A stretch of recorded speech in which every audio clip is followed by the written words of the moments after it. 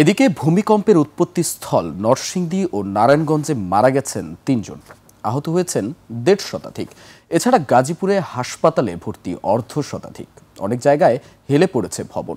প্রতিনিধিদের তথ্য ও ভিডিওতে থাকছে ডেস্ক রিপোর্ট। নায়াসিনামাইড ও স্যালিসাইলিক সমৃদ্ধ লিলি ফেস ওয়াশ যা ফেসের ডেড স্কিন সেল দূর করে দেয় দ্বিগুণ ফাস্টার ব্রাইটেনিং। ভূমিকম্পে কেঁপেছে নরসিংদী সহ আশপাশের বিভিন্ন জেলা। ছোট বড় ফাটল দেখা দেয় বহু ভবন ও বাড়িঘরে। ফাটল দেখা দেয় মাটিতেও। পলাশে মাটির ঘর ধসে মারা গেছে একজন। এছাড়া উপর থেকে রেলিং পড়ে একই পরিবারের একজন নিহত ও ২ জন আহত হয়েছে। ভবন থেকে তাড়াতাড়ি নামার সময় আহত হয় অন্তত অর্ধশত মানুষ।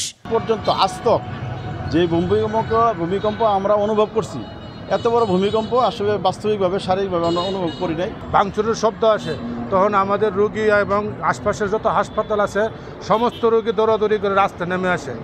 তারা বেরোচ্ছি, বেরোনোর সময় আমি এই কার্টুনের মধ্যে পড়ে আমাদের পাকার মধ্যে পড়ে গিয়ে হাত ভেঙে গেছে। প্রচন্ড 2 জনকে বেশি গুরুতর, যাদেরকে আমরা ঢাকায় পাঠিয়েছি, বাকিদের আমরা এখানেই চিকিৎসা দিয়েছি, আপাতত কারো ভর্তি লাগে নাই।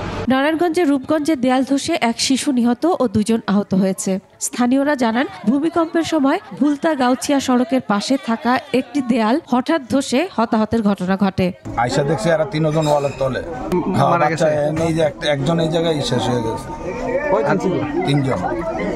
আর নাতিন রে বলে বহলে যাইতে আসছিল, যাও আমি সাথে বলে শুনতেছি, আমরা এরকম কাঁপতে আছি, কাপ কিছু শুনি না, এরপর চিল্লাপাল্লা না হয় দেখিছি, দেখি না।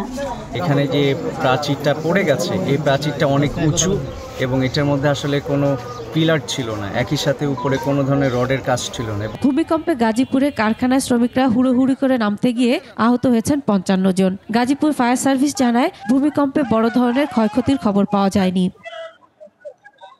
ভূমিকম্পের ঘটনায় জাহাঙ্গীরনগর বিশ্ববিদ্যালয়ের 2টি হল ও সাভারের কয়েকটি ভবনে ফাটল দেখা দিয়েছে।